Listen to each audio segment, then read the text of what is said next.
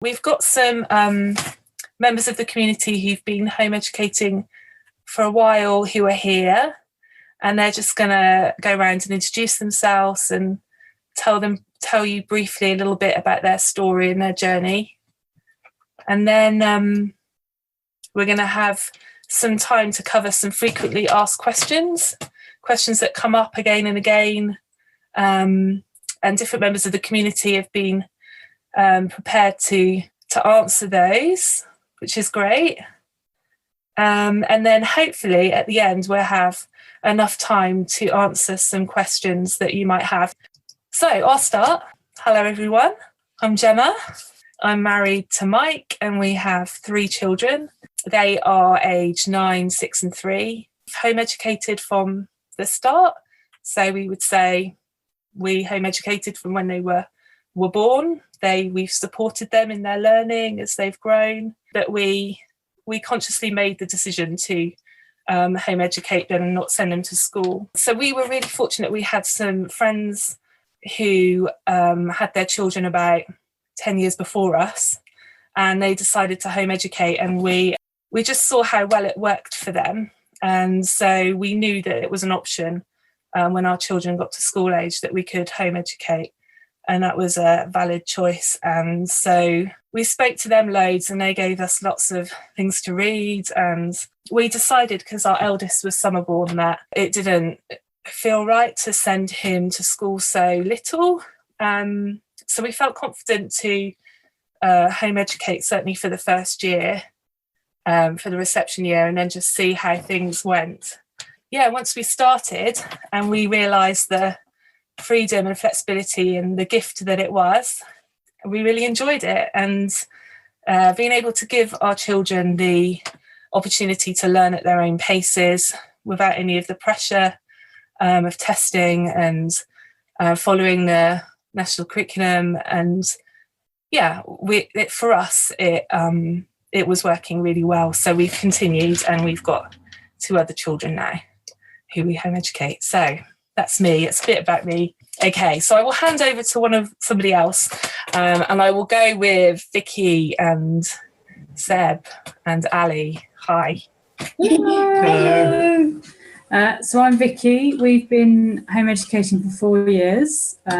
I'm also a primary school teacher, and I taught in upper key stage 2 in a primary school for 6 years, and I've been tutoring privately for nearly 9 years. So I've seen the kind of school, I see the school side of things, but also the home ed side of things. Seb did year R at school. Mm-hmm. And we started to look into it, thinking we might home educate at the end of infant school, because he had a really nice infant school. But the more we looked into it, the more we realised we kind of home educated anyway. And also I knew what was coming in terms of SATs and phonics testing and all of that rubbish. So we decided we didn't want to do that, and took the plunge and not look back, really. Who are you, Seb?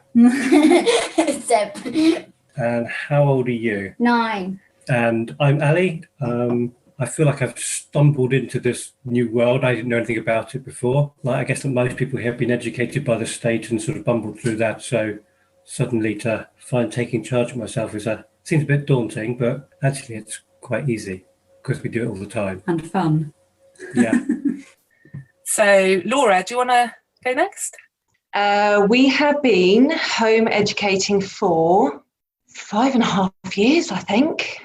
I've stopped really kind of keeping note of it. Like, I've stopped keeping track of what year the kids are supposed to be in at school. I've got no idea. We are a family of an 11-year-old, nearly 9-year-old, and very nearly 7-year-old. And Grace, our 11-year-old, went to school. She did year R and year 1. Summer born baby, just like Jen was saying. Yeah, we just had a really shoddy experience. Great school, good friendships, bright kid. And we truly learnt the square peg round hole bit. She just really suffered while she was there, and she developed social anxiety and IBS at age 5. No rhyme nor reason, just wanted to be home with mummy. And that's how we came across home ed, because before that, our experience was sort of the American experience, and it was more sort of like went hand in hand from our knowledge of sort of like Christian families in America, and that was all we knew. So Google was my friend. I found Home Education UK and found how many people answered the questions that have come up over and over and over again over the years while we've watched. And we then went on to have people assuming our second-born Max would go to school because, of course, he didn't have the same problems as Grace. It was how it was perceived. Slowly but surely, we realised that he didn't want to go into preschool when he knew that we were going to Marwell that day. And yeah, it just became, we put him up for a school place. He got a school place. I went to the parents' evening and I noted my body language was all crossed and legs crossed, arms folded. And I cried on the way home and spoke to him, and he didn't want to go unless I picked him up at 12 o'clock the next day. That couldn't happen because that happened for the first 2 days and then it was full time. So we just said, we'll give it a go. And then we've got Louis, who is organic and feral and tangled and has the most amazing vocabulary. So yeah, we've just we are the wingers of probably most of the people on this beautiful group.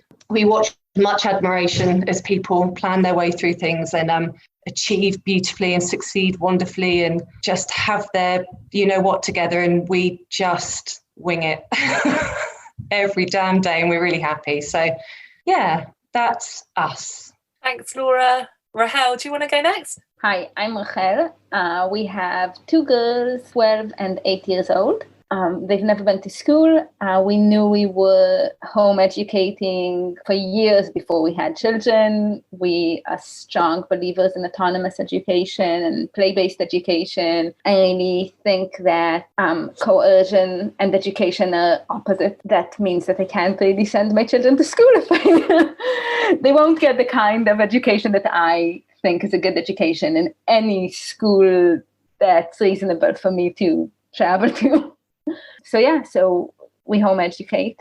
We've been in England in Portsmouth specifically for 4 years, I don't know, 4 years. It's a good thing someone knows. But we've been home educating much longer than that. So thanks, Rahel.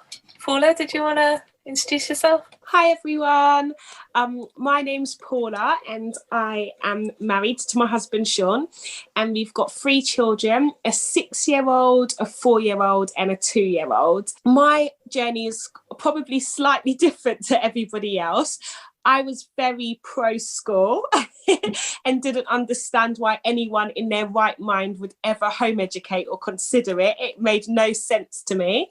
One day, I think it was about 2 years before my oldest would have been going to school, my husband mentioned it and I was like, no way. And I said, if he wanted us to home educate, I would go back to work and he can gladly stay at home and home educate them.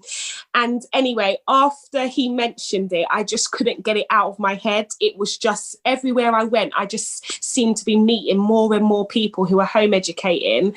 And it was really annoying me, if I'm being honest. One day I said, okay, I decided I found out that there was a Portsmouth home education group. And I was like, I'm going to go along. And my oldest daughter, she was very, very clingy at the time. So was always like stuck to me, really didn't like going nursery, but as far as I was concerned, that's what you do with children. You send them to nursery and to school. So that's what I did. And then we came along to the home education group and I don't think I'd ever seen her so happy. She just ran off, which was so strange, and just played. And she just said, if this is my school, I want to go to this school, please. And that was it. I came home, I was a bit upset, but the more I got to know people and the more I got involved in it, I just realised that actually there was such a beauty to home education. And yeah, so now my 4-year-old would have started school in September and she hasn't. And at the moment, we have no plans of them ever going to school. And home education's just been such a beautiful journey that we've been on as a family. And so that doesn't mean it's easy, but it's our journey and we love it. Thank you, Paula. B, I'm just going by who I've got in my screen, by the way. So it's you, B, if that's okay. Hello, everybody. I'm Bryony, but everybody knows me as B. I have 4 boys. One of them goes to school. He's from a different relationship. And I have 3 boys with my wonderful partner, Daryl. Indy is 10, Etienne is 8, and Phoenix is 4, and all of them would be at school now. So they're all home educated. So Indy did 2 terms at school after doing kind of kindergarten at the private school that he went to. So I was using savings really stupidly to pay for what we thought would be a really good education, because I'd seen lots of stuff at Wills's school, my oldest boy, and I thought, well, there must be a different way. Maybe private school, it's the way to go. So he was going in, he was okay at kindergarten, and then reception started, and we were thinking about how we would afford other children, and we just realized that it was going to be impossible for us to afford. We were kind of stuck. And then Indy would cling to the banister in the morning, even though when he came out of school, he would be happy and social and chatting to everybody. And he clearly enjoyed aspects of school life. But the thing that we kept hearing over and over and over again was, I never get time to do the things that I really want.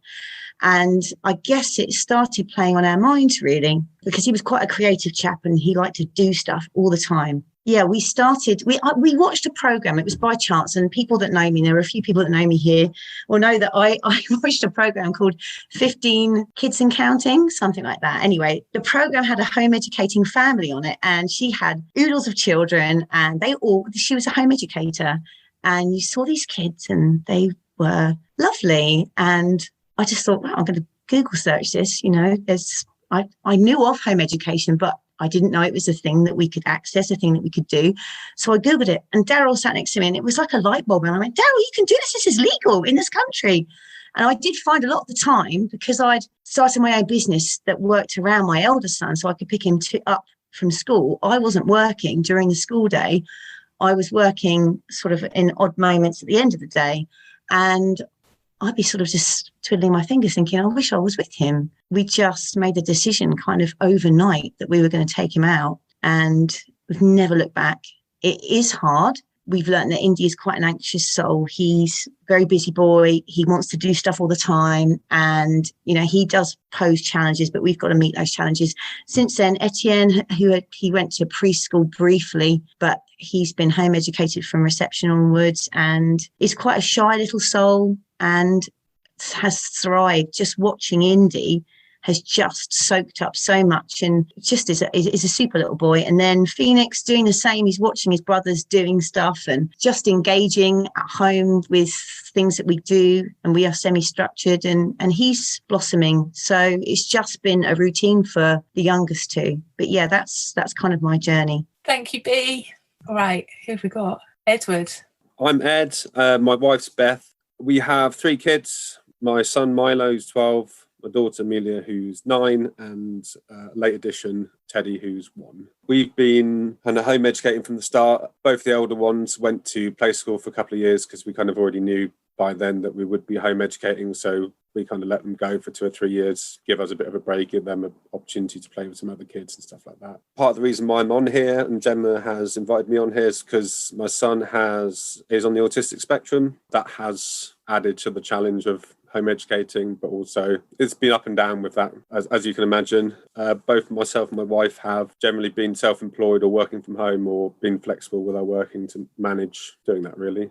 Over the years, with my son being on the spectrum, it's been difficult doing the kind of playground stuff, because the more unstructured it is, the more difficult it is. If you've seen me, I've generally been trying to keep half an eye on him without crowding him and without trying to be too much on him, kind of making him feel like he's being watched over. So I can't always relax and talk to people. Thank you for inviting me. Thank you. Rebecca, you're up. I'm Rebecca, and me and Andrew have 4 children that range from 11 to 3, and we've home educated all of them so far, and we never set out to do so, and we both had scant experience of it. All we knew is that we were already, I guess, facilitating our eldest daughter's learning in quite an organic fashion. Me and Andrew are quite geeky, learny, kind of eyes wide open people all the time. And so that's the environment we've created for our children. And then that's how we've organically winged home ed ever since. And we're still winging it now. We have used childcare for our children because both of us work. So we've used family and we've used things like the early years provision, but not in its entirety, usually just for a few sessions a week. Again, that's to benefit us, but also to give my mum a break, because especially now there's 4 of them, that's quite full on.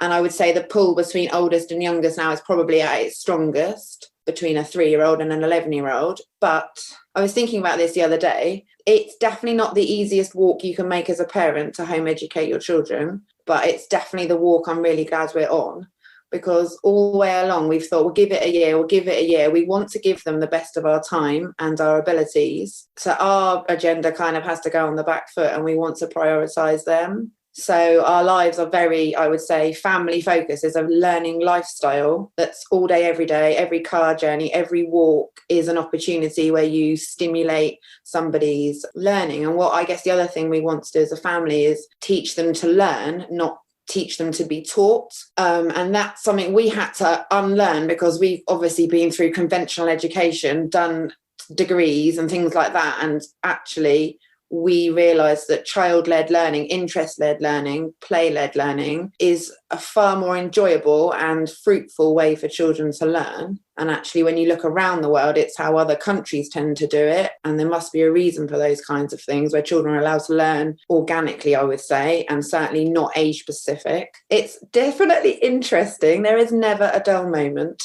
And I don't know if I'm speaking for everyone, but you probably you won't ever be rich from this kind of lifestyle. But what you're rich in is like your life experiences, and that you sit alongside your child while they learn to write and they read. And, you know, things like, I talked about Black Lives Matter at the weekend, and that was to my 11 and my 8-year-old child. And the 8-year-old pipes up, "Oh yes, Harriet Tubman, blah, blah, blah." And I was really like, all the things we're doing do really enrich their lives. And that's what makes it worthwhile, because I definitely didn't know who Harriet Tubman was at 8, and I wouldn't have been able to, in context, put her in any conversation. And that's the things I can't quantify. That makes me glad we're doing what we're doing. So yeah, that's our little bit. That's great. Thank you, Rebecca. That's all the people I pre-warned. We're going to move on to the next bit, which is just going through some of the frequently asked questions that we have. And the first one is, do I have to follow a curriculum? Are there set hours? And what does a typical day look like? And I think Laura and Bea are going to help us with answering those. Okay, what's the first question, Gemma? Do I have to follow a curriculum? No, you don't. Okay, and the next one, sorry, Gem.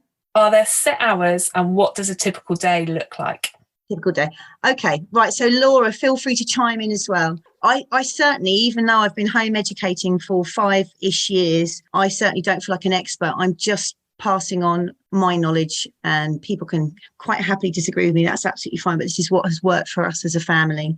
So we don't follow a curriculum. I'm very much a semi-structured, but also if my kids are interested in something, then the learning that we do will involve that particular subject area or that particular person or that particular film or anything. And I will go away and I will squirrel a couple of hours in the morning now to go and seek out things that I think, okay, they were talking about that the other day. Let's go and focus on that. That's not to say that I don't look at what year groups would be doing. And I think over the course of time, that's something that I now and again do look at, but I'm certainly not concerned or worried if they are behind, because there's no such thing as being behind. That's just down to government expectations. But also if they're in front, then that's terrific. But you certainly don't need to follow any kind of curriculum. Some people follow a nature-based curriculum. Some people will be particularly STEM. Some people will be very, very arty, or it might just be a combination of everything. But it's really what works for your child. I have my 10-and-a-half-year-old certainly requires an element of structure in a day. If I don't tell him what is coming up, he gets very anxious. So weekends are worse than weekdays. In fact, I wish when we first took him out of school that we created the routine of something happening at the weekend. We do have things going on at the weekend, but for certainly somebody that has anxiety issues, it's nice for him to know what's coming up. every single day. And I suppose this leads on to the sort of typical day for Indy. He likes to see something written down, what's happening, what clubs there are, what sort of things we're going to be doing during the day. Otherwise, all he'll see are hours and hours ahead of him, and he'll just panic and ask lots and lots of questions. That said, there's a huge amount of play in our day, and that's something that they wouldn't have perhaps been able to do. Certainly when they first wake up in the morning, there's a great deal of play, and that play goes on until beyond 9 o'clock in the morning. Then we might do something that's fairly structured. We might do something that's on the computer. And then there's a desire again to go and connect with one another and go and jump on the trampoline or go back into the playroom. It does spill out into the play that they do as well. That's really, really nice. If we've explored a particular area, I'll find that they're drawing cartoons. There's a big thing at the moment with my kids is that they're drawing cartoon strips all the time. And as they've gone on, it's become more and more sophisticated. So my 10.5-year-old produces very detailed comic strips, and you can see that there's language going on, there's art going on, there's sort of use of subtle things within the characters, and the things that you can infer from what the characters are saying. So you can see that it's developed over time. But I would say we are probably engaged in doing stuff all the time. Leading on to weekends, we do, like Rebecca was saying, there is immeasurable opportunities all the time, from when you're walking to when you're in a supermarket to when you're on a bus or on a boat or wherever. Something that I've always enjoyed since home educating is being able to go away and travel, and not so much this year, obviously, but we've really enjoyed going and getting away. And a lot of our home educating has been sort of involved with geography and seeing different countries and experiencing different cultures, different languages. And that is an invaluable learning experience. There's no set curriculum. The set hours, it can happen 7 days a week, certainly. They might learn more on a Sunday than they ever would do Monday to Friday at school. But we are busy during the course of the day. We are doing stuff, but there's a lot of play in between that. And a typical day for us would be, I'd write it down either on a piece of paper or on a board. Indy and Etienne, we're going to explore this idea today. We're both going to do some writing. We're both going to do some maths. But that sounds very prescriptive. It's not, I promise you. I've got the polar opposite. I've got kids who you say we're going to do this today and they vanish. They literally, it's like a really horrible game of hide and seek. Sometimes I will attempt, because you have this mummy guilt. I'm sure, Ed, you have daddy guilt too, and you, Ali. The mummy guilt of, you kind of look at things on Instagram and Facebook and go, oh my God, they're doing that. Maybe I should do that with mine. Oh my God, I should do that with mine. And then you do that with yours, and you've spent ages prepping it. This is me. And I look up and there are 2 children. And then I look up again and there's 1, and then I've got a dog sat there. So it just doesn't work for us. So we were talking, Gem and I, the other day about people's different approaches, and all these kind of labels, all these names for these approaches that people can do. The one thing I thought is, when you're coming new to this, trying to think, where do I fit? Where do I fit? You don't need to fit anywhere. I don't fit anywhere. We don't fit anywhere. We just do us. And I don't know what that is, but we just did a car journey to a family home. And in that time we talked about, and in detail as well, veganism, Nestle, bigotry, sexuality, the difference between bisexual and pansexual, the importance of questioning everything, even when it's us telling them. I've said you need to make sure you continue to question.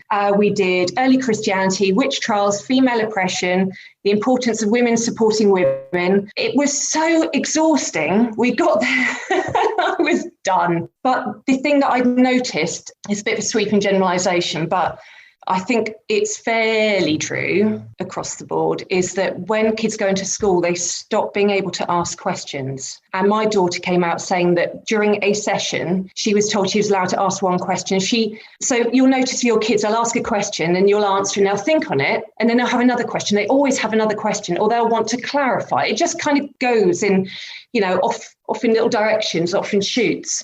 Imagine if they can only ask that 1 question. And that's kind of what fueled me. And I think the thing that fueled the child, if I say we do anything, it's mostly child-led learning. We might kind of be a bit dabbly and unschooly, but I'm not good at being anything really. But the thing that fueled it was the very first documentary we watched when I pulled Grace from school was a documentary on Alaska. And I counted how many questions she asked in an hour. And she was 5 years old. And she asked 27 really pertinent questions. And I paused and answered every single one of them. And in that moment, I realised I can do this better than a teacher. Sorry for people who teach, you do a wonderful job, but I'm not a teacher. I'm a facilitator of learning. If you ask me about a particular subject, I'll tell you where we can go find out that information. I'll sit with you and I'll learn it with you and I'll explain it, but I won't necessarily teach it to you.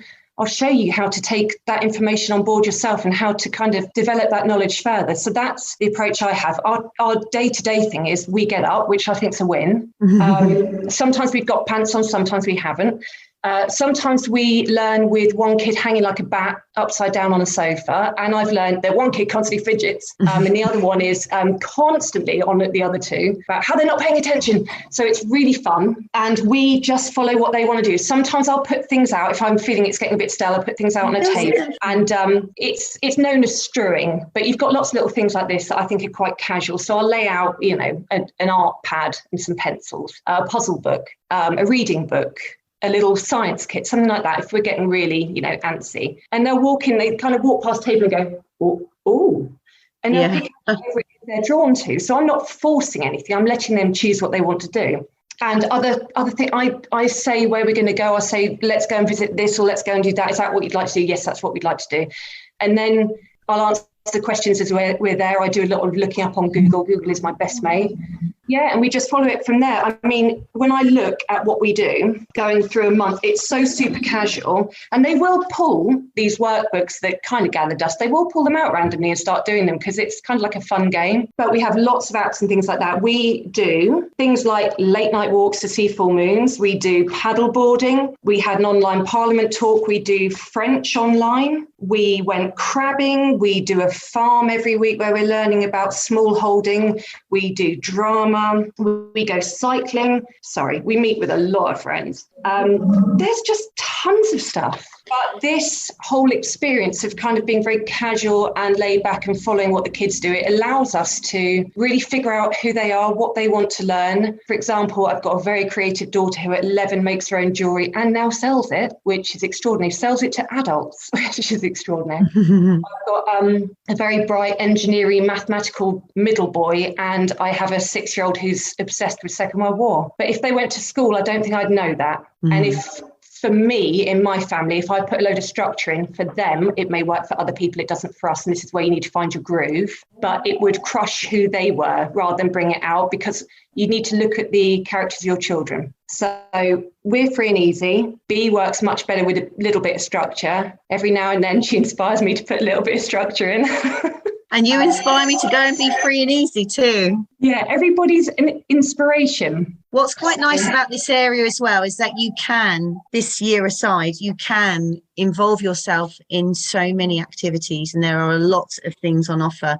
We are very, very lucky in the area that we live in that there are so many things available to us as home educators. There will never, ever be an issue. If your child is a social butterfly, there will never be an issue with meeting up and seeing other people, which is terrific. But yeah, what Laura was saying about Google as well, absolutely. I love the fact that our kids ask questions all the time. In fact, it's exhausting when you're sat on the toilet, when you're in the bath, when you're trying to have your own space. It's always questions. And at the end of the day, if your partner's been out all day and you've literally so many questions, but it is wonderful. And you think about how that would have been reined in at school. It's absolutely true. So yes, you are basically going to be sat finding things out because we don't know all the answers. You'll be finding it out. But yeah, you're not meant to know. So when people say, yeah, but you're not a teacher, you answer with, I'm not pretending to be a teacher. The system you're talking about that you think is so great is the one that suggests to you that I can't teach my own children. It's technically failed me if you think I can't teach my own children. That's the very system you think my children should go into. But the really quick answer is I'm a facilitator. I'm not teaching them. I'm showing them how to learn. I'm guiding them. I'm supporting them. And it takes us into the next question really well, which is, do I need teaching experience? Do I need to be able to be a teacher to be able to teach my kids? And Vicky is going to answer that for you. I'll be really quick. I won't say much at all, promise.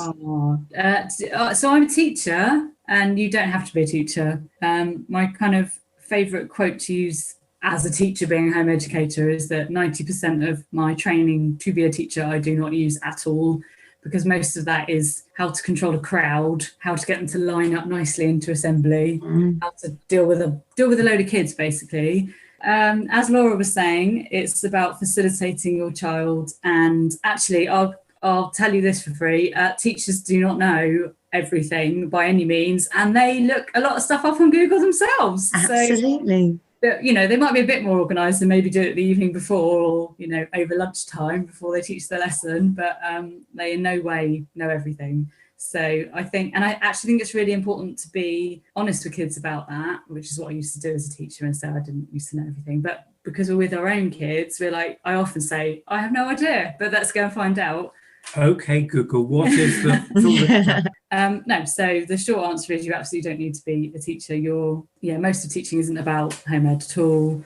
As Laura was saying, it's about learning to know what your child's about and what interests them, and go out there and kind of arrange things for them to do, whether that's finding videos on YouTube or finding out about a group that they might be interested in joining, or hooking up with some friends who have similar interests. So I was a secondary school teacher for about 10 years. I've just recently finished running my drama business. I'm just finishing teaching a Lambda student some drama as well, but I won't be doing that for the foreseeable until my children are interested in doing it. To add to what Vicky said, and I agree with everything that she said there, because of my years in the classroom, it actually wasn't beneficial for me to follow perhaps what I used to follow at school. I had to change what I saw learning as. In the classroom, we had learning objectives, and we saw, all kids have to do this. Most kids have to do this. Some kids might be able to do this. And then you can't bring that to the table at home. It's nonsense. Yeah, I had to reevaluate what real learning looked like, and it isn't a filled-in worksheet. For example, I could have got Etienne or Indy to fill in a worksheet on a particular subject, but if the subject left them absolutely cold, it would mean nothing to them. And I could ask them about it in a week's time, and they wouldn't be able to recall anything they put on the worksheet. They just filled it in, answered the questions, and it was just a tick box exercise. Whereas I can see where real learning takes place now, because I hear it and I listen to them truly engaging in a subject or truly engaging in an area that's of interest to them, and they will talk about it and they will recall it, and then they'll want to know more about it. And that's when I feel like I've fulfilled something, or they fulfilled something. But yeah, it's very different to what is expected in the classroom, because it's a different animal, really. Home education is a different animal. So I had to switch that and not treat them like pupils in my classroom, not try and be a teacher, like Laura said, being a facilitator. Thank you, that was great. So the next one is, what about socialization? I like to say that socialization is one of the best features of home education. I know it's considered a negative, but home education allows you not only to individualize the education, it allows you to individualize the socialization. They're not stuck into a random group of kids their age with very little access to adults they trust. They can engage with children and adults of all ages in a natural environment. They can come back to you when things aren't quite going well, and you can step in, especially when they're younger. You can just support the social learning in the same way that you're supporting any other kind of learning. Because right now, in schools, what happens is that we kind of throw them into the deep end at a very, very young age, and that maybe works for some kids, but it doesn't work for a lot of kids. And some kids need more socializing, some kids need less socializing, some kids socialize better under different environments, and you can give that to your child. So yeah, there are lots of opportunities. I think we were saying that there are lots of opportunities in our area. Right now, everything is a bit difficult, but we still have quite a few groups. There's the STEM group that's running, there's an arts group, there's a sports group, there's few park meets when we can. I don't remember what else is running right now, but under normal circumstances, it's impossible to do everything that's on offer around Portsmouth, because there are multiple things every day. There are all kinds of different clubs for different ages. We have field trips almost every week during when the weather is nice enough, and sometimes more than that. We also get really good discount to places. Oh yeah, I forgot about that. Discounts. It's a real plus. Yeah, that's not maybe in socialization per se, but yes, we definitely use the power of large group and the fact that we are not in school, so we get to access all of these lovely places with educational prices, and when they're pretty empty. So Parsons Park, all kinds of museums, loads of stuff. The thing I noticed with the socialization, really most clearly with my kids, was that for the first time, it gave them the opportunity to find their people, to truly find their people. And you realise that, I mean, one of the strangest, most beautiful relationships I saw within my own was a 4-year-old and a 10-year-old, my 4-year-old boy and a 10-year-old boy at the Lego club that I ran. And they were firm friends and they never would have encountered each other. But it's also not just that, it's the fact that you remove the element of forcing these kids together that literally have, the only thing they really truly have in common is the year in which they were born, the school year in which they were born. But there's also, I find, the ability to stamp out more of the unpleasant behaviour within, kids kind of finding themselves with each other. The parents are around more often. Generally, we're all approachable. We can sort of talk things through. We're there to respond to our children's needs immediately, and things don't tend to flare up as badly as perhaps they do in the school environment. I'm not saying there isn't bullying, but I definitely personally feel there's far less and it gets more easily dealt with. It's just all in all much healthier situation. I find that when Grace would come home from school, she would say, something happened today, and you'd say, what was it? And she would look really upset, really sort of struggling, but she couldn't remember what it was because hours had passed and she'd go to a teacher and teacher would say in a minute, or kind of bat the problem away. Whereas we're able to be on hand to help our children learn how to negotiate and work through these relationships and develop them better. I think socialization more accurately represents what it is in our adult life. I mean, I don't have many friends who are my own age. They're kind of 2 years, 5 years, 10 years, either way. So I just feel like socialization, when people say, what about socialization? I want to poke them in the eye. Yeah, the other thing I would say, because our children don't know their ages, as in that's not where their identity's formed. And so they also generally, I would say, my observation is they don't know the difference between boys and girls. They just play together. And that I certainly have observed that the girls, my 3 girls, play with children. They just play with children that have similar interests, that get along with them. And certainly as they've rised up older, they do have school-going friends. But the boys that meet my girls that go to school are already like, they don't acknowledge that Abby, my oldest, is their friend. So they didn't invite Abby to their birthday party with their school-going friends. Because already at 9, 10, 11, you boy and girl completely back to back. It's a very, she's your girlfriend. And Abby just doesn't get that as a concept yet. So her friends are just people she has mutual interest with, which is what we do as adults. And one thing, I guess the other thing I've seen is that school is the only time in your life you're expected to socialise in a very, very rigid way. And yet when I go to work, I don't ever do that. I don't go to church and I don't go, when were you born? Oh, I don't speak to you, or you're not a female, or you don't believe this the same as me. I just get on with people, and those things are much more normal. And I would say it's more like how you learn at college and at uni, but you do it all through your homemade career. And they don't ask age, and they just say, oh, who are you? I'm Abby, and off they go. And that's really sweet. That's quite endearing to see. Something very briefly anecdotal from me is that my 10-and-a-half-year-old, 2 of his closest friends are girls. And I love that. And I think it's a really, really important thing, because we spend a lot of time talking together and we talk about boys and girls. And of course, they're starting to become more aware of their bodies as well. But there is a certain innocence about the friendships that they have with and of course, they're 11 and 10 years old. There's a lovely innocence and a lovely safe and secure feeling between these friendships. And I always think to myself, that just wouldn't be the case had Indy gone to school. I don't know as he would have formed those similar friendships. And it means a hell of a lot to me that he is able to have these hugely respectful relationships with both boys and girls. Brilliant, thank you. Right, the next question is about SEN. What about SEN, which Edward's going to answer for us?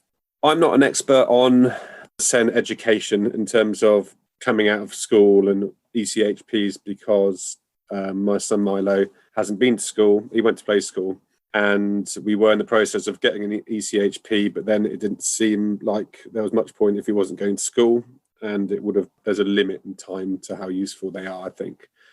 So there is a group, I think it's called Fareham and Portsmouth Special Needs Home Education thing, which is quite a quiet, small group, but I'm sure if you've got any specific questions, you can answer that, or even on the Portsmouth or whatever page, because they're usually the same people anyway, so it's not like a big deal. But so if you've got any questions about anything specific like that, then I'm probably not the person to ask.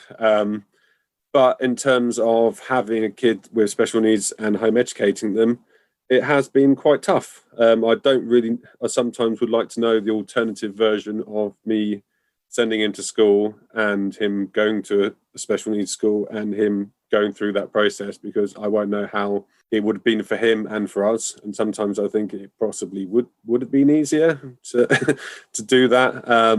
I think that's a question from Nikki. I think it is definitely worth getting on diagnosis, because although in some respects it doesn't really change anything, there's not really a massive amount of help that you'll get from the state.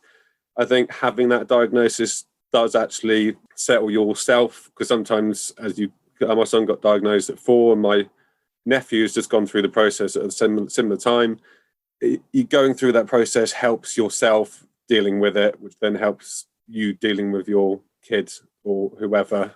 So I think it is useful, but I don't expect necessarily any extra help.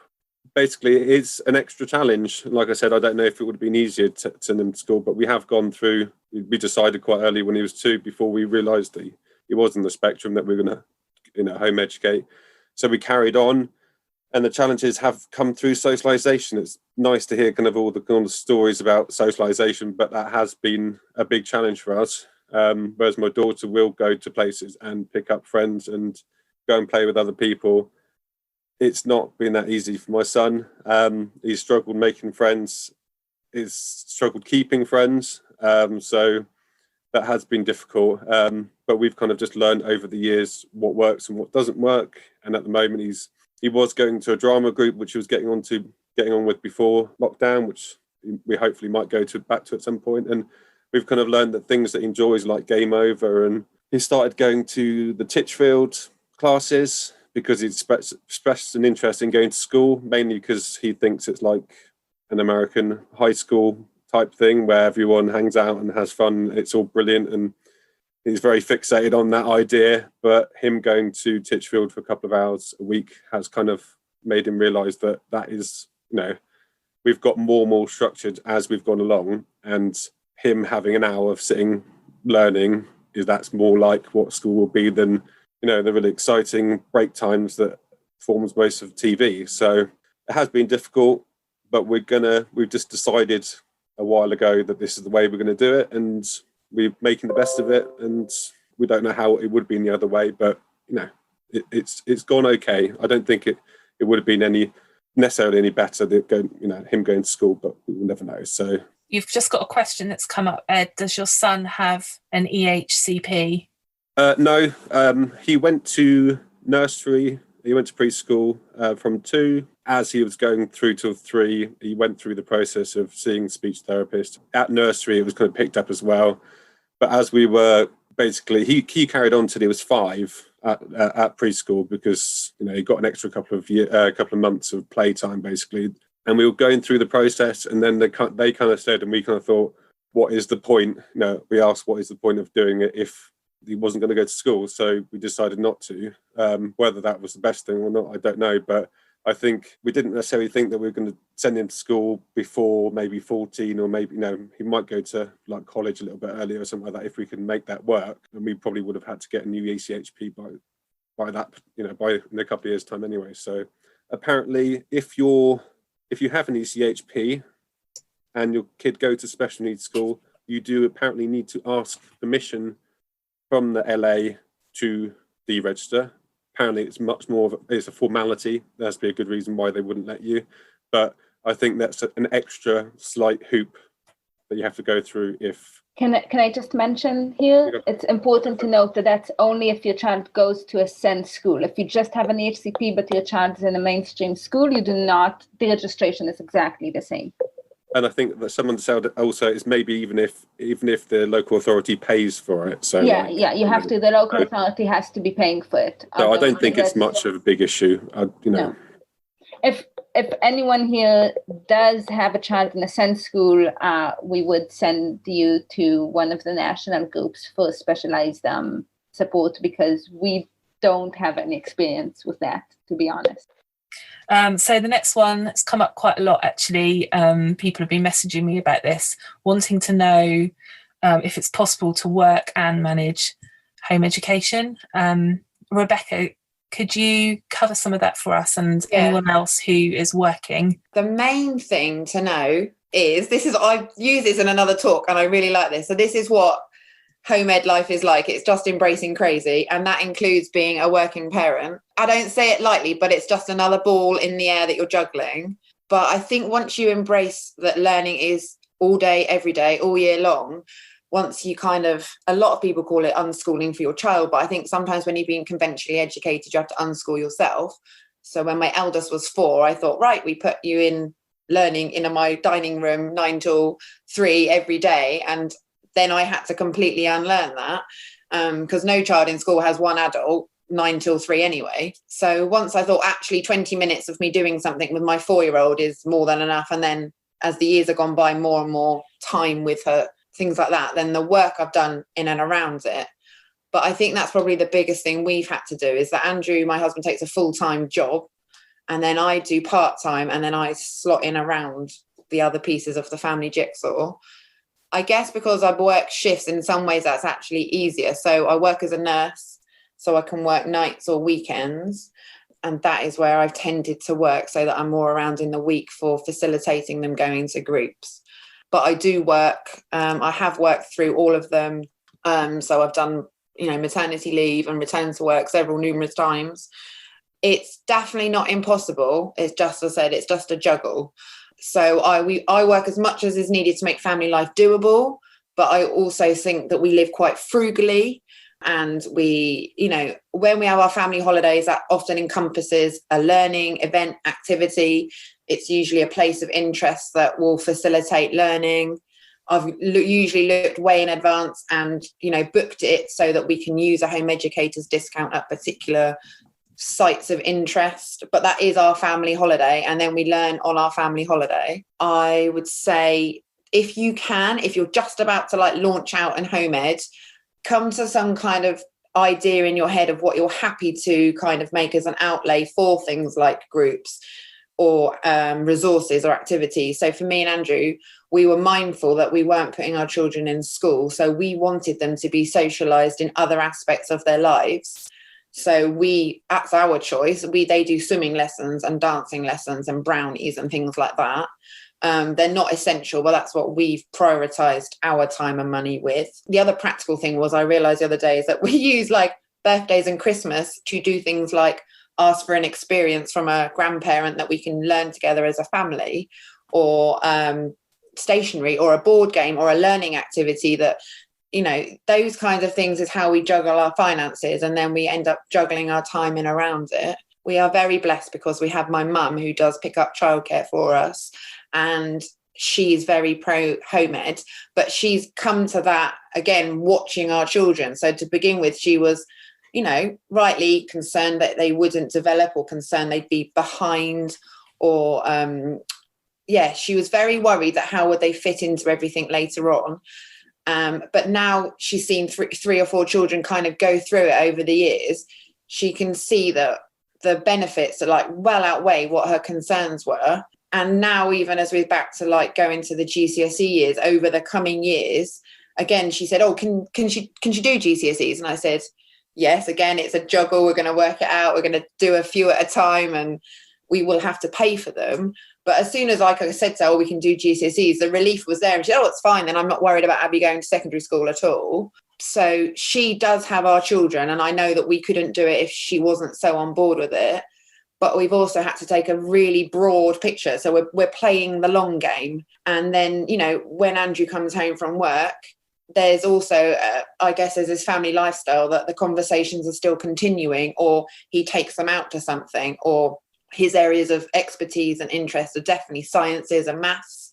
So it's daddy who gets the telescope out, you know, at bedtime, and they're all looking at stuff in the night sky. And I think things like that have definitely, we don't see like they only can learn in a rigid amount of time, and we both take it as a full responsibility, although obviously we're aware that Andrew works full time, but we're both very passionate about them learning in this environment. So we're kind of like going at it as best as we can. I've also, to be really honest with you, kept a very open mind that if at some point that wasn't working, or our mortgage was like needing to be paid, then I have to work more, and or our children might have to have a different road for a year or two. And I think it's being soft to that idea that that you might have to change halfway through. You might have to, one person might have to do 4 days a week, more hours, and some person, you know, job sharing that way between you as a couple. But we've just tried to work it out as we've gone along. I do work, and I do work shifts, so that has a physical element to my ability to parent and educate. But yeah, I'm also honest with the children when I've done night duties that I'm tired and we're going to do something different, or I plan before I go to work, so that we've got some stuff coming up. Yeah, so definitely find your tribe, definitely find other people out there that can pitch in and help you as well. You don't have to be the font of all knowledge. You don't have to be the one that's educating or teaching them everything. You're not. And no one is an expert in anything, but everything, sorry, but you can be an expert in some things, and it's finding those people to do stuff with you. It's nice because as a family, you get to socialise with other families. Lockdown's been more challenging for that, but it's by no means impossible. Yeah, so lots about players learning and like learning where you go. So, and making it work for your family. So, you know, if Granny and Grandad have an interest or a boat somewhere, or, you know, they do something fascinating, or they're going on holiday, well, that's where you pull your family in and go, do you want to take this one, or do you want to go with that one? And then they have that experience with that family member as well. That gives them a relationship that is quite special. Lots of us, I know, do have really rich lives with grandparents around us, or friends, you know, like friends that become family, and they enrich the learning as well. But the bulk of our childcare would be me and Andrew, and it's just very meticulous planning that we both, yeah, that we're going for the home ed thing, and we'll work out the rest of it as we go along. There aren't any specific that I know of, any specific funds or finances if you electively choose to home educate your child. But all things like universal credit and things like that are open to people on low income.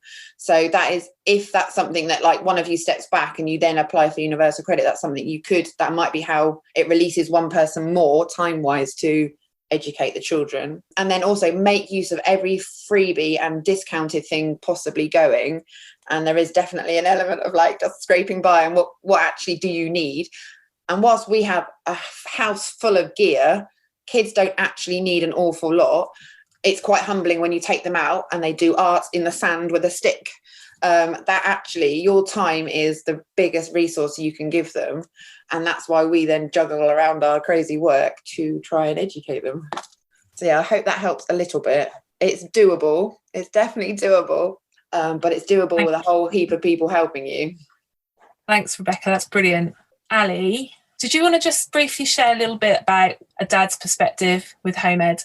Thank you, Gemma. Yeah, I sort of probably bumbled into this at some point when Vicky sort of had one of our bright ideas. No, I've had this thought, how about we home educate? And yeah, I mean, I knew nothing about it, and it seemed, well, we could do it for a year. Well, after a year, we'll have a chat and see how we were getting on. I mean, how Seb was, how old was he then?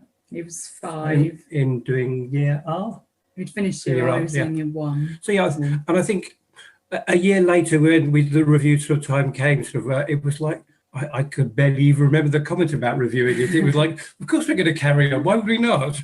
I guess things that I struggle with to start with, like an understanding thing from a dad's point of view, it's sort of a bit mind-blowing, how you sort of come into it. And the way I sort of got around it, to an analogy for this is, you've got school and you have home education, or two different things. If you're hungry, you could go to a restaurant and get some food and someone else do it for you, or you could go to your kitchen and do it yourself. And that's basically what you're sort of choosing between. If you're hungry, you go to a restaurant, you can choose in different restaurants. You go private ones, you can get Chinese, you can go get your favourite Indian or fish and chips, but you're outsourcing your education to somebody else. I mean, I'm sure they're going to do a great job of cooking it, and they've got various rules and regulations. But when I'm in my kitchen, I can cook the food however I like. I can have my toast really burnt and have beans that are stuck to the bottom of the pan. That's fine, and no one's going to come along and sort of check that I'm cooking it properly and doing it correct to that sort of degree. And you are free to do things how you want. And it was like, wow, that was a shock to me. I guess one of the benefits is you end up going on lots of strange trips and things out of school time where things are expensive. So you'll spend at some point probably going to Legoland for the day. And because you're doing it like on a Thursday in March or something, and there are hardly any other kids around. So when you come to a ride, if you have to queue for like 5 minutes, goodness, this is a long queue. So you can spend all day having all the fun and not have to spend all your time queuing. This is great. We do more than just go to Legoland, by the way. And just financially, because it's sort of like organised out of term time, there's often discounts and things. So you save time and you save money, so it's great. I guess in terms of the education, I've noted, in our case, it's very child-led, and it's up to them to decide what they're going to do. And they're learning at a young age that they have to, if you want to do nothing all day, you can, but you'll get bored. And you could learn that in life at some point. And it's probably best to learn it when you're young, rather than when you're a sort of 19, 20 at university, you're spending thousands of pounds for your degree. If you spend your first year discovering, actually, I'm studying law, and actually all I want to do is cook in a restaurant, then you've just wasted all your time. And money. You might as well learn that younger, when you had the opportunity to go cooking with your mum or your dad in the kitchen, enjoying it. And it's much easier with you. I guess one thing that I sort of pick up on when I'm at work, they talk about your kids are homeschooled, and I always correct them. And just homeschool. Well, homeschool, home education. So at school, you are educated. So at home, why are you schooled? At home, you should be educated, which is why it's home education, not homeschooling. We're not teaching people to be schooled. We're teaching people to be educated, and that's a big difference to me. In terms of a dad, because I work full time, I sort of do long days and short days to try and sort of meet in with your work. But yes, I do find myself coming home from work and suddenly the kids are yours. And Bye. Maddie's got a paintbrush and is drawing something, colouring stuff again, and Seb is doing something completely different. He's out in the garden whacking things with sticks, and you just got to roll with it. And the weekends it's like it takes forever to do things because your son or your daughter wants to help with things. You're trying to mend something, and they're there holding the screwdriver for you, or but it pays off in the long run. But yes, it's just a different way of life. And as Rebecca said, it's all going on holiday to educational places and all of that. So it's just part of how we live, I guess. Yeah, it's a life thing.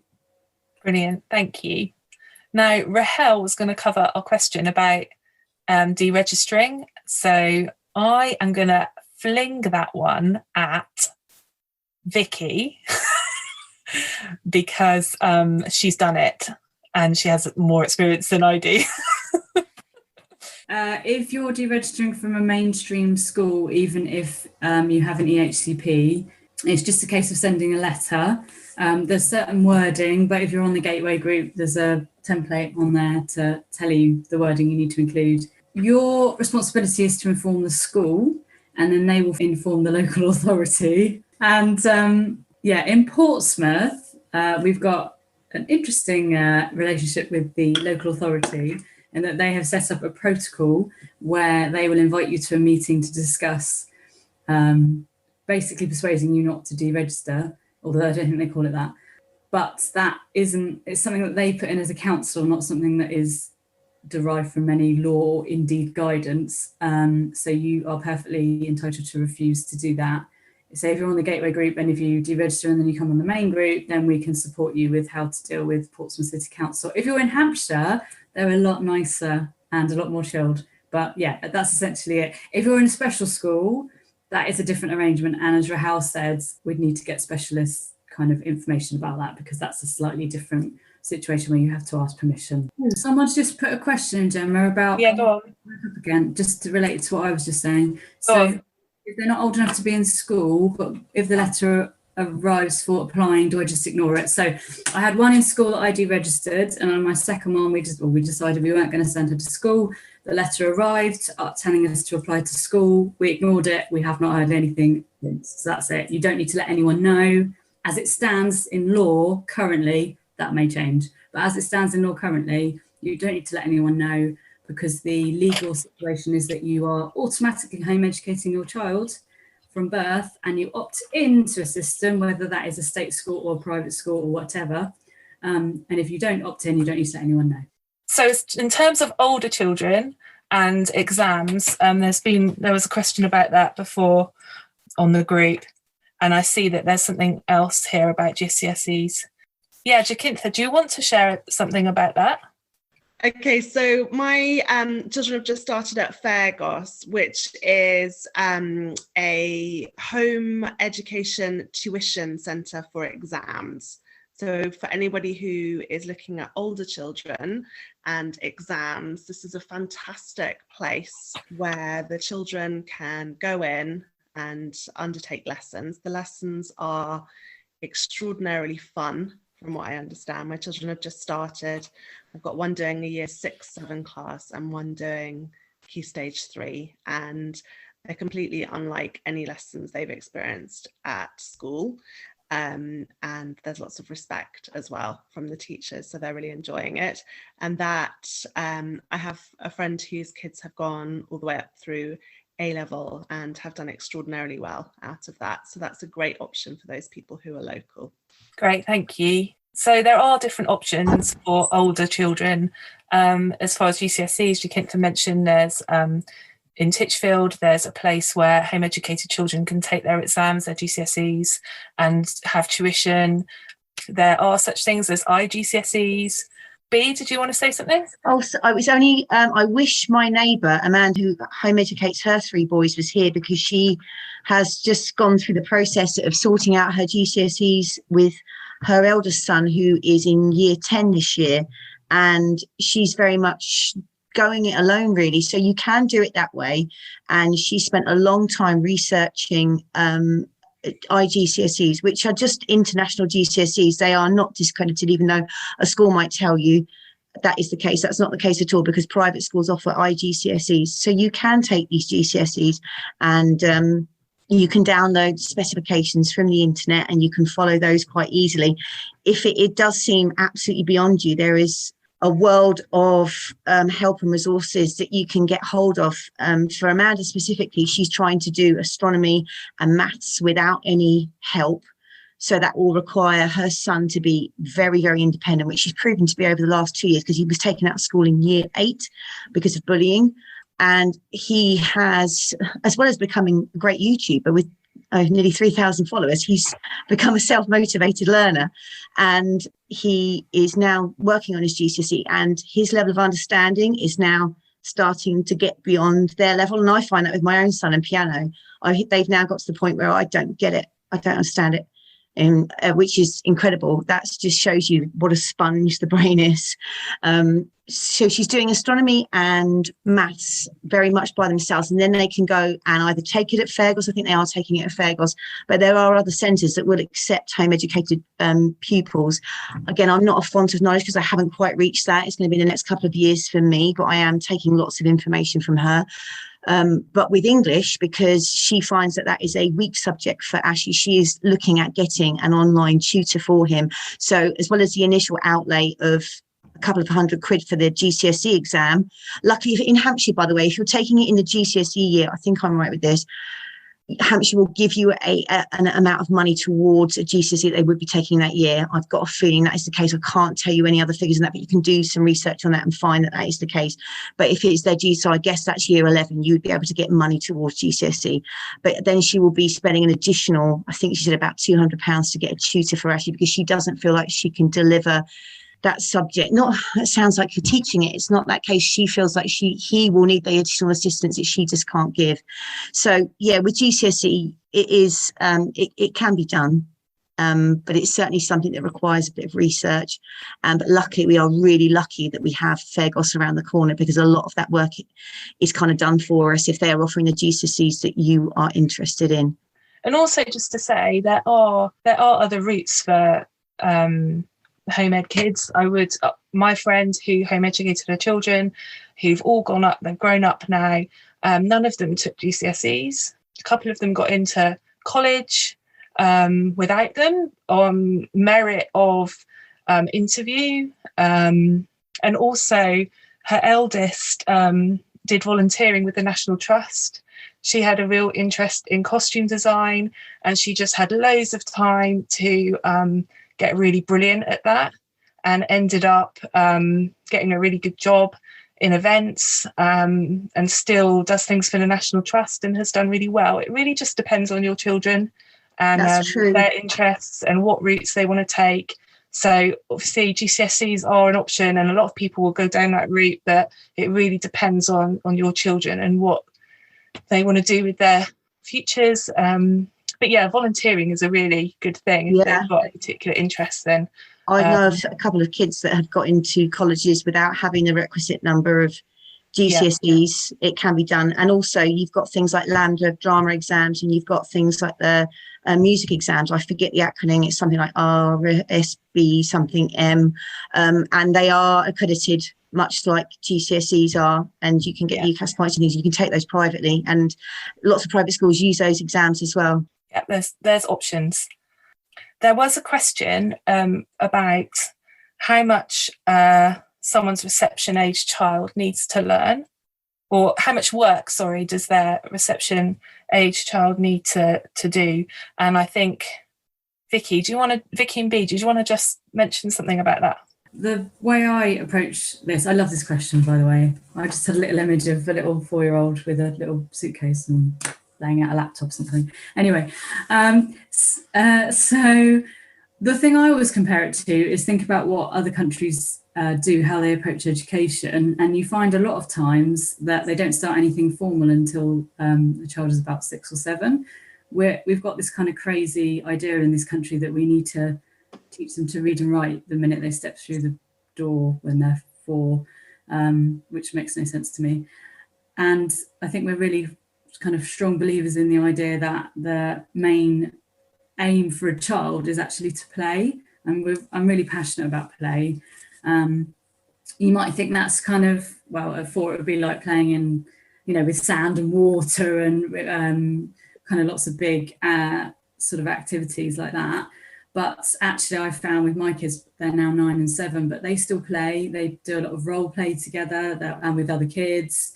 They'll play things like they'll take a video recorder apart, but there's no kind of aim to that apart from playing with it and seeing what's inside and having lots of talk about what's going on and that kind of thing. Or yesterday they combined a chessboard with drafts and top trump cards. It was I had no idea what was going on, but it was very exciting. They make their own games. They're really into that at the moment. They play with we've got little Ozobots, the little coding robots, so they kind of play with those. So they're playing all the time. It's just that their play gets kind of more sophisticated as they get older. So, and I think that's really important. And interestingly, Ali, in his real life, is an engineer, and kind of I always think about a lot of what he does in his job is kind of play, because he has to mess around with stuff and try and solve problems. So I think it has lots of real life application, and in terms of being really creative, figuring stuff out. So my answer to that question is, if you're 4, you need to be playing, and I wouldn't be bringing in reading or writing and stuff like that they like to do in school unless your child's interested, because some kids are interested and some kids will learn to read and write at 4, but my kids definitely not, and we didn't even really think about that till. And if you're 45, carry on playing. Yes. Can I just add to that, Jem and Vic, that I know you lot have heard this a million times, but we had the exact proof of that. We had Grace come out of school so jaded by phonics, she wouldn't pick up a book for a year. And this is a girl who is, she's a voracious reader now, and it's heartbreaking to think that she lost a love of reading for a whole year because of the way she was taught. So we left well alone with Max, and he taught himself to read, and I don't say that lightly. We really just didn't meddle at all, and people go, God, bloody hell, you're quite hands off. But no, we just watched. We were really hands off with him because we were so afraid that the same thing would happen. And he learned mostly to read, you'll love this, Vic, through Minecraft, because he had to learn to read. He had to figure it out. So every now and then he'd go, what's that say? What's this say? And the one thing I learned with Grace was I just left comics around, lots and lots of fun comics, and he learned to read through comics. And Grace came back to reading through comics. When it comes to the little ones and starting, I would just, as Vic was saying, just follow their lead, just watch for the cues. Our 6-year-old is desperate to read now. He'll rock up with one of those books. He's desperate to catch up, and there's this sweet spot. So there is no pressure. You're not competing with anybody. And play is so important. Minecraft was play, and Minecraft is what put a foot up his beautiful backside and got him reading. It was wonderful, and there was no fiddling or interfering or any of that from us. Brilliant. Thank you, Laura. Thank you, Vicky. Anyone got anything pressing? I have a question. So I know Rebecca touched on working and homeschooling. Now I work a 9-to-5 job, which is a slightly different kettle of fish. I am only part-time. I'm just about to return on Tuesday from maternity again. So yeah, but my question is it possible, do you think, to work a 2 or 3 day week, 9 to 5, and homeschool? And I'm aware that obviously in the reception year, I'm not worried at all of even doing anything. She's probably even now where some of them will be at the end of reception anyway, just through we play all the time, we talk all the time. She's pretty bright, so I'm not worried. But going forward from there, how I would do that, how I would juggle. I do have the flexibility that I am also a trained nurse. So Rebecca will probably say, just go back to your old roots and do nursing. But I don't know if my mental health could take nursing on a ward again. But yeah, that's a question of, is it possible to do it on sort of a 2-3 day weekday week? Obviously, I'm also alert. I'm also like Rebecca and a lot of you, I am one of these people that teaches all day long anyway, even though my children are only 1 and 4, 1 and 3, they're always learning. Just for the questions, my 3-year-old just asks hundreds of questions in a day. So on the Saturday and Sunday, it's never from 6 a.m. in the morning when she wakes up to when she goes to bed at 7, there's like a million questions, and that is just her brain learning all the time. So I can incorporate weekends, but it's more the structure bit. I would like to follow some sort of structure, and is it possible on 2 or 3 days? Yeah, I don't know if anyone in particular wants to cover that. I would say yes, I think so. I think that some of the things that we've touched on where, learning doesn't happen just between 9 and 5, happens all the time. Not to say that it wouldn't be challenging working and juggling home ed, as others have touched on as well. Parenting is challenging, whatever route we take and journey we take. I'd say for me and us, we had to just get really creative about how we were going to manage financially. So we ended up living with my parents to ease financial pressures, because we were just really passionate about wanting to be able to home educate our children. So things had to just reprioritise. I might go back to work. I probably will go back to work at some point. It might be that I might take a part-time job at some point. That we live very frugally and we make it work. And I know that there are many amazing home educators who are present and who are not present, who juggle working and home ed. And it is possible, entirely possible. Does anyone want to say anything? Those of you that are working at the moment? Vicky? No, the only thing I would say, I guess, is think about who's going to have your children. I know, that's what I was just thinking. Once they're 5 and over, when you work in the weekday. So like, as I said, my mum will have them in the week when I work, and I leave her stuff for them to do, partly for her reassurance, but also then it gives them some semi-structure to the day. It might be that she's just taking them to a group or whatever, but it might wait, certainly for the older two, it may well involve, for us, we do quite semi-structured, so worksheets or a craft activity or something like that I'm expected to see at the end of the day or whatever. But it's who you just probably forward thinking after the age of 5, who is going to have them. So up until 5, you've got that real nice honeymoon period, and you can flex it however you want to and put them wherever you like. and that's when we've used early years provision. And we've used it to the very end of when they're allowed it, basically. Yeah, I think I would.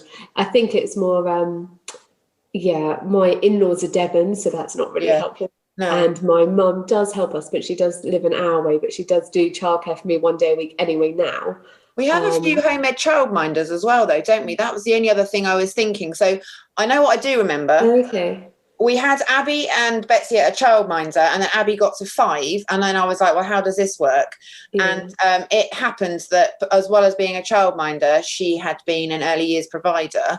And I asked her, I said, obviously I'm going to be paying you, but for that 1 day a week that Abby's like between the ages, I think she did it between the ages of 5 and 6 or even 7. So she stayed with that 1 day a week with Becky, a childminder, Ofsted childminder, and obviously Betsy had free provision, and we paid for Abigail. And there was 1 year where we paid for both of them, which was really quite painful. But it was, everything is like a little bit to get another year out of it, to get another year out of it. Another year. I pay childcare fees now anyway, and nursery fees. So there might be childminders that are softer, or that are, loads of people have gone from school into doing childminding and things like that might be very happy to keep your 5+ age child, and they can have hundreds of them actually. So there's no restriction on that. It's your child. You choose where you send them. I home educate. We home educate a 5-year-old. Also got a 1-year-old and a baby due in 2.5 weeks.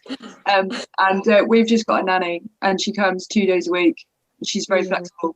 I don't actually give her homeschool tasks. Not that I really do any particular homeschool stuff specifically, but they do lots of playing. That works for me. One thing you can do, Harriet, as well is we switch our week around. So, I've only just realised that's exactly what we do. So I work a Friday, Saturday and a Sunday. So we do the same frugal things everybody else has done. We've kind of just worked out what our priorities are. But on a Friday, this good chap who works full time, who's my husband, by the way, just not some random man, he has arranged that he will always work at home on a Friday. That's just a given. That's kind of what we discussed and what he's been able to set up with his work. On a Friday, I'm out and about working. We treat our Friday almost like the weekend. So I will, Monday to Thursday, cram in life with the kids and any learning we want to do and stuff like that. Come Friday, they know that it's a bit kind of like wildlings, fend for yourself for several hours while mummy's out and daddy's kind of batting them away from conference. That's what lockdown's been here, because my husband's worked from home the whole time of lockdown. I've been honest, with a newborn baby and a 3-year-old, he's had many meetings with them on his laps. Yeah, this is it. And this is kind of how our year of me working weekends has been. But then they just understand that weekends, daddy's trying to recover a bit from his working week, and it's very chilled out. And I'm out and about, but we've just kind of switched it up. So we just get creative. So it is really possible. I think everybody has a different experience, but I specifically, if you find your job isn't working for you, maybe you don't, I don't know, but let's just say you're in a position where you don't love it to death, but you need to work, you will find something that will fit. You will do. It's possible. I've been a carer. I do Red Cross work now. We've got a drama teacher, we've got private tutor, we've got nurses, we've got all sorts of people. We can find our ways. So in a way, it's almost like a kind of don't panic. There are ways. Yeah. And we're quite a creative bunch. We can help each other out in figuring out ways. Thank you. And there's a few things that people have said in the chat. Somebody asked about a STEM group. There is a STEM group. Home ed parents run a lot of the activities and things that we do. So some lovely mums run a STEM group for the community, which is great. And someone, I can't find it now. Oh yeah, someone was just saying for the work question that they work and their partner is setting up a business to work around home education. I hope that that's been helpful for those of you who are interested in home ed or are new to it. And if there's anything we can do to help you additionally, please get in touch with a member of the community via our page, Portsmouth Home Education page, or the Gateway group. And we'd be really happy to chat with you. So I hope you have a good rest of the evening. Thank you to all of you who've contributed and said something and shared your journey. Hopefully it's been helpful.